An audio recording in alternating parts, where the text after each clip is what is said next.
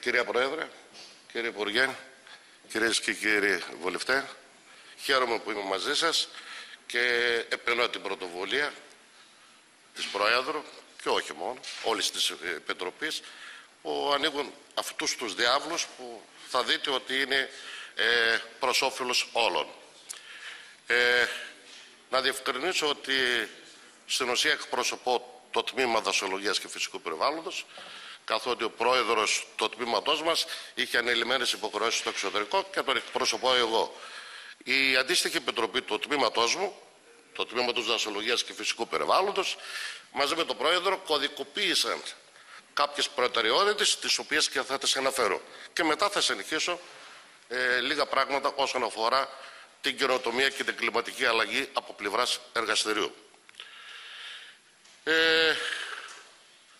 Τα είπε και ο κύριος Υπουργός, το 70% περίπου της έκτασης της χώρας μας είναι ορεινή, ημιορεινή, αλπική, σε αυτή τη ζώνη.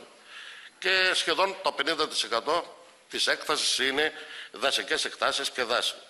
Ο ορεινός χώρος της πατρίδας μας βρίσκεται πραγματικά σε κατάσταση εγκατάλειψης, είναι εκτός παραγωγής και κρατικοδιοίκητος. Για το λόγο αυτό απαιτείται επανασχεδιασμός της οικονομίας του ορεινού χώρου με ιδιαίτερη βαρύτητα στην οικονομία του δάσους. Με τα πολεμικά θα μπορούσαμε να πούμε ότι στη χώρα μας είχαν γίνει σημαντικά βήματα όσον αφορά την οργάνωση και τα αποτελέσματα ήταν πραγματικά θεαματικά.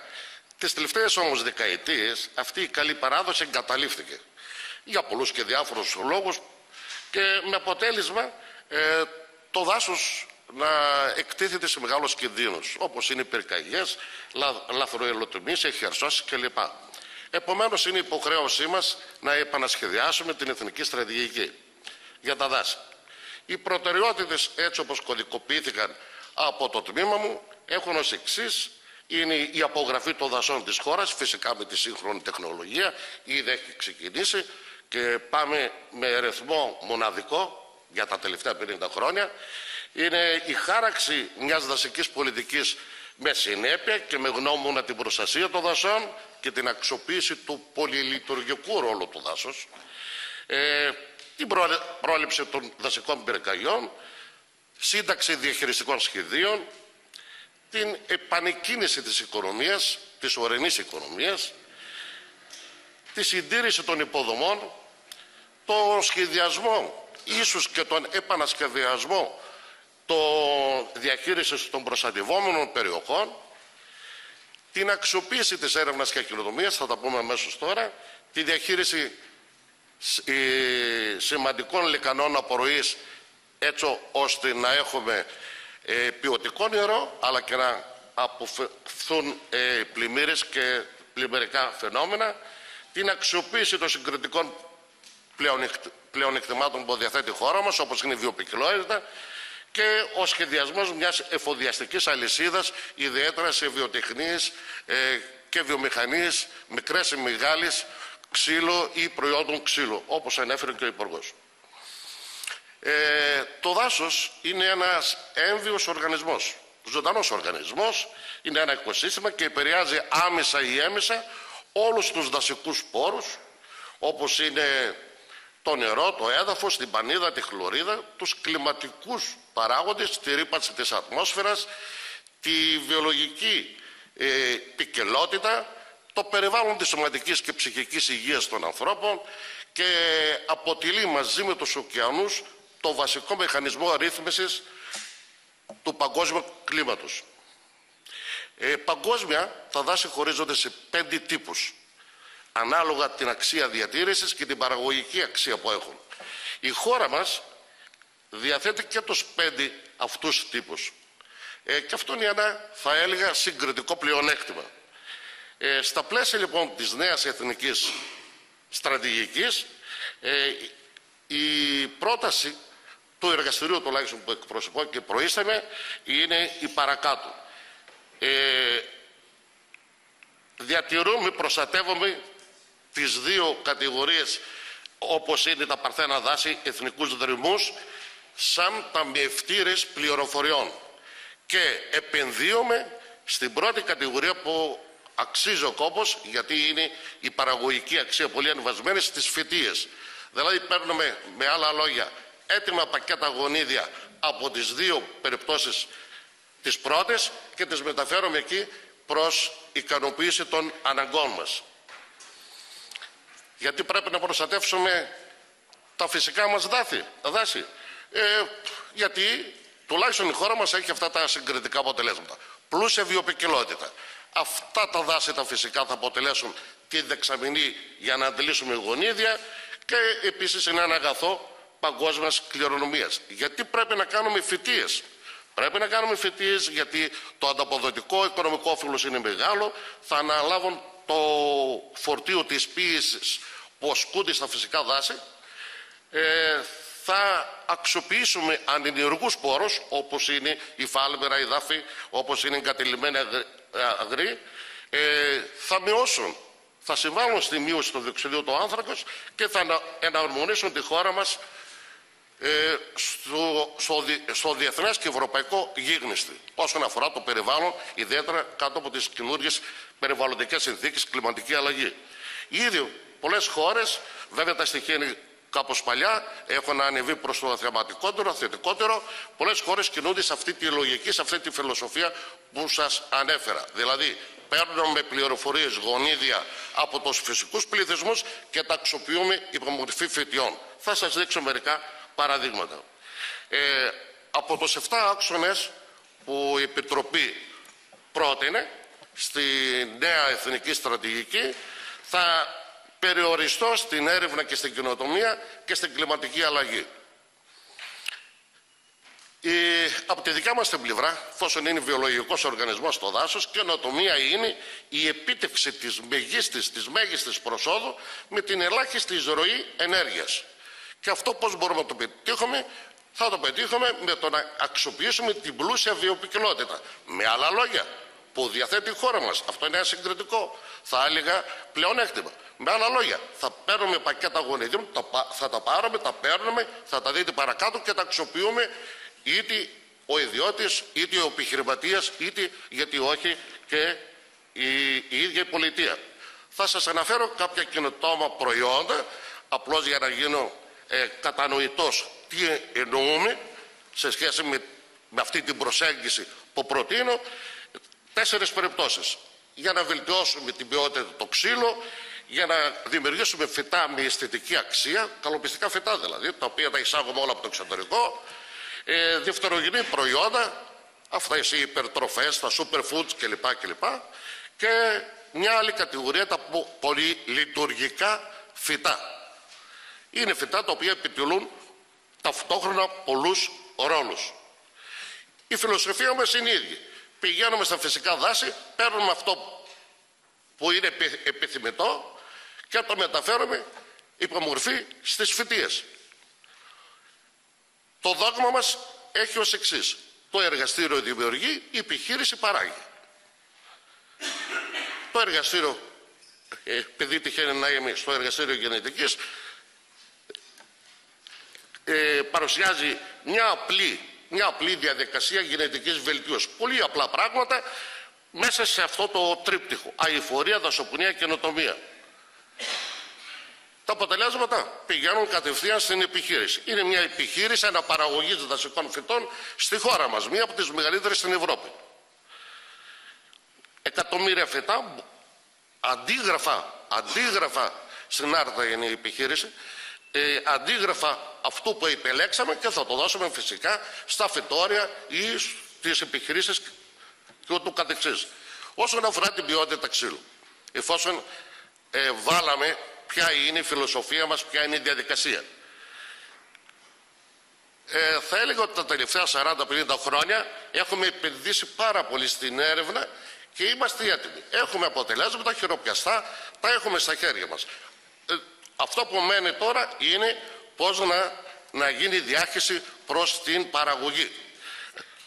Σαν παράδειγμα σας αναφέρω ένα επιλεγμένο άτομο αγροκερασιάς από τον Ευρωκόπη. Είναι το πιο πολύτιμο, θα έλεγα, δασικό είδος όσον αφορά την ποιότητα ξύλου παγκοσμίως. Είναι το πιο ακριβό. Φυσικά εμείς το εισάγουμε, ενώ διαθέτουμε την καλύτερη ποικιλία, τον καλύτερο κλόνο. Συνεχίζω τα αρωματικά φυτά. Τι να πούμε για τα φαρμακευτικά φυτά και τα αρωματικά? Η Ελλάδα είναι παράδεισος. Δυστυχώς με οδύνη σας το λέω ότι πάρα πολλά από αυτά τα εισάγουμε αφού τα είχαμε εξάγει ή τα πήραν από τη χώρα μας. Οι τεχνικές είναι πολύ απλές, οι υποδομές που απαιτούνται.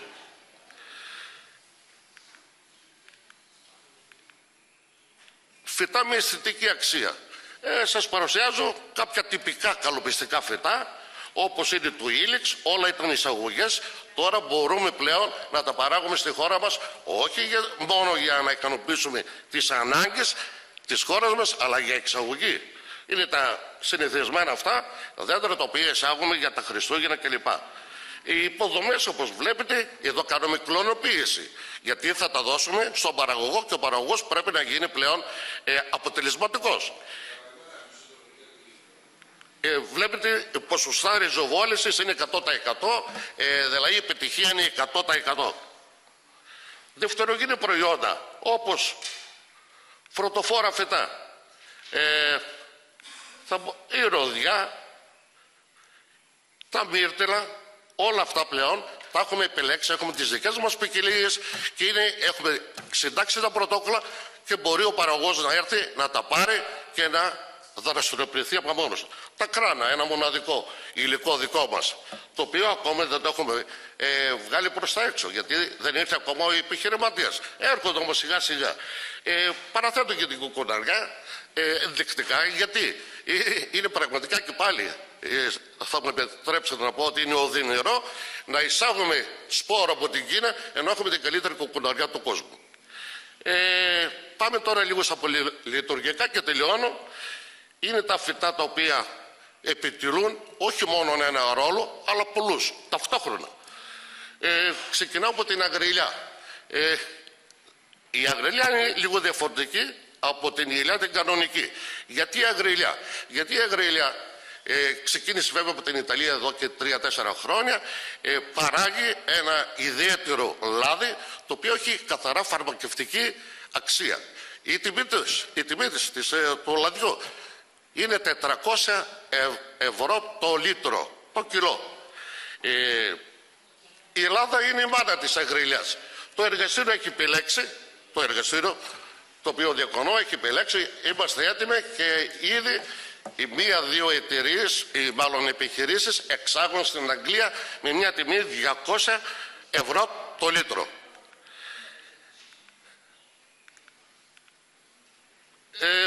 Μια άλλη καινοτομία θα έλεγα, μια άλλη καινοτομία, επιτρέψτε μου, μια άλλη καινοτομία είναι η μουριά. Είναι μια περίεργη μουριά, είναι επιλεγμένη από την Πελοπόννησο, τη βλέπετε, είναι πολύ λειτουργικό, με την έννοια ότι μπορεί να χρησιμοποιηθεί σαν καλοπιστικό, το ίδιο φυτό, σαν φροντοφόρο για φρούτα, αλλά και για την εκτροφή των μεταξοσκόλικα. Και εδώ υστερούμε. Η χώρα μας είναι η μοναδική χώρα στην Ευρώπη που εκτρέφει ή παράγει φυσικό μετάξι. Είχαμε πρόβλημα με τους μοριώνες. Ορίστε, λύνεται το πρόβλημα, μπορούμε δηλαδή να δώσουμε πρώτη ύλη. Θα τελειώσω με ένα φυτό το οποίο μας δημιούργησε και δημιουργεί μεγάλο πρόβλημα. Είναι τα δάση της Χαλιππίου. Προχθές είχαμε τα ατυχήματα. Είναι τα δάση αυτά τα οποία θεωρούμε ότι ήταν κατάρα, αφού θρηνήσαμε, συγγνώμη, και θύματα. Χαλιππίου πέφτεις. Αυτή που καίγεται. Γιατί καίγεται η Χαλέπιος? Γιατί παράγει ριτσίνη. Τι είναι το ριτσίνη? Φυσιολογικά καίγεται. Καίγεται γιατί το έχουμε καταλήψει. Ορίστε το ριτσίνη. Το ριτσίνη δεν είναι κάτι απλό πράγμα. Έχει μέσα 40 διαφορετικές ουσίες. Τα τερπένια. Είναι όμως υδρογονάνθρακας, όπως βλέπετε. Δηλαδή σαν το καύσιμο, σαν το πετρέλαιο. Μα γι' αυτό καίγεται. Λοιπόν, έχουμε λοιπόν ένα μεγάλο συγκριτικό αποτέλεσμα, πλεονέκτημα, γιατί η χώρα μας είναι η πλέον η κατεξοχήν ρητινοπαραγωγός χώρα στην Ευρώπη και δυστυχώς εγκαταλείψαμε αυτή την, ας πούμε, τη δραστηριότητα. Για ποιο λόγο? Γιατί δεν ξέρουμε τα πλεονεκτήματα ή δεν τα ξέραμε. Θα δούμε τώρα, μπορούμε να τα μάθουμε.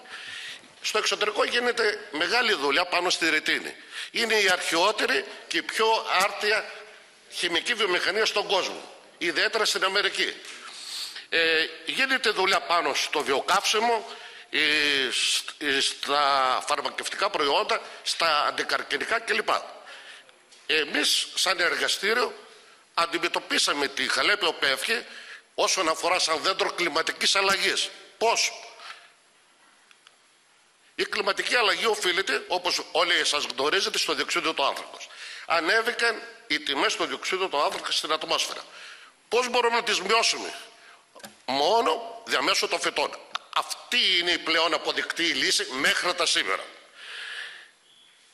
Όταν ανεβαίνει η συγκέντρωση του διοξειδίου του άνθρακος, ανεβαίνει και η θερμοκρασία του πλανήτη. Δεν είναι τυχαίο λοιπόν που για 350.000 χρόνια, 300.000 λέει εδώ, η θερμοκρασία ήταν σταθερή και ξαφνικά ανέβηκε στα ύψη η θερμοκρασία. Γιατί ανέβηκε η συγκέντρωση του διοξειδίου του άνθρακος.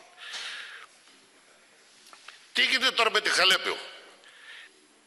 Εφόσον μόνο με τα φυτά μπορούμε να μειώσουμε το διοξείδιο του άνθρακα, διαπιστώθηκε ότι 1 εκτάριο 10 στρέμματα μπορούν να δεσμεύσουν δάσος, κανονικό δάσος, μέχρι και 4 τόνους κατ' έτος.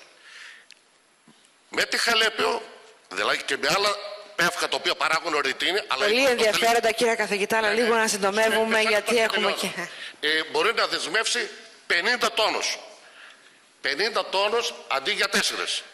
Και επειδή υπογράψαμε και το πρωτόκολλο του Κιώτο και πληρώναμε πρόστιμο, το βλέπετε απόδειξη, στο εκαθαριστικό της ΔΗ, μπορούμε σύμφωνα με το πρωτόκολλο του Κιώτο να γλιτώσουμε όλο το πρόστιμο που πληρώνουμε, γιατί το προβλέπει, γιατί παράγουμε πράσινα εισοδήματα, πράσινα ισοδύναμα το οποίο μας θα δίνει η ρητίνη της Χαλεπίου Πεύκης. Επίσης, δεύτερη εφαρμογή, βελτιώνει τα καύσιμα, τα ντίζελ, η ρητίνη. Όπως βλέπετε όλα γίνονται με συνεργασία με τα ελληνικά πετρέλαια κλπ. Το απλό το ντίζελ το κάνει super ντίζελ. Με ποιο μηχανισμό? Πηγαίνει και κλέβει την υγρασία που έχει το καύσιμο. Και εφόσον φεύγει η υγρασία, φυσικό είναι να ανεβαίνει η θερμογόνος δύναμη του καυσίμου. Βλέπετε το 106 έγινε 68, έγινε super diesel. Επίσης, τώρα γίνονται και τα αποτελέσματα είναι πολύ ενθαρρυντικά, χρησιμοποιείται το πτυτικό μέρος της ρητίνης σαν βιοκαύσιμο για το καύσιμο των αεροφωμένων. Λοιπόν, το περίεργο είναι ότι η ρητίνη, το πτυτικό μέρος της ρητίνης μοιάζει καταπληκτικά με την κυροζίνη. Δηλαδή ο Θεός μας έδωσε ό,τι πιο αξιόλογο και εμείς το έχουμε εγκαταλείψει και καιγόμαστε κυριολεκτικά. Να λοιπόν γιατί καιγόμαστε? Στη φαρμακολογία με το Πανεπιστήμιο Ιωαννίνων έχουν γίνει αυτά. Διαπιστώθηκε ότι ο καρκίνος, αυτές είναι κυταρικές σειρές πάρα πολύ δύσκολες, με λίγα τερπένια πέφτει η κόκκινη στήλη, είναι ο καρκίνος.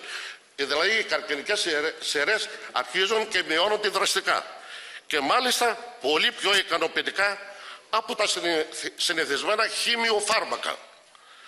Δηλαδή αυτά που χρησιμοποιούμε. Επίσης για τα ημοπετάλια είναι καινούργιες προσεγγίσεις, δηλαδή αποτρέπει τη θρόμβωση στο αίμα. Τα τερπένια από το ριτσίνι. Το ριτσίνι εμείς το είχαμε μόνο για τη ριτσίνα. Καιρός είναι. Σαν συμπέρασμα θα μπορούσαμε να πούμε ότι η ρητίνη είναι ο υγρός χρυσός της Ελλάδος και όχι η κατάρα. Όμως υπάρχει και ένα παράπλευρο όφελος.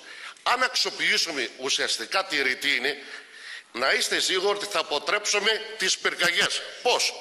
Ο Έλληνας έχει μάθει, εκτός από άειλες αξίες, δηλαδή ότι είναι ωραίο, οικολογικό κλπ, θέλει και μετρήσιμα πράγματα. Θέλει να παίρνει και χρήματα.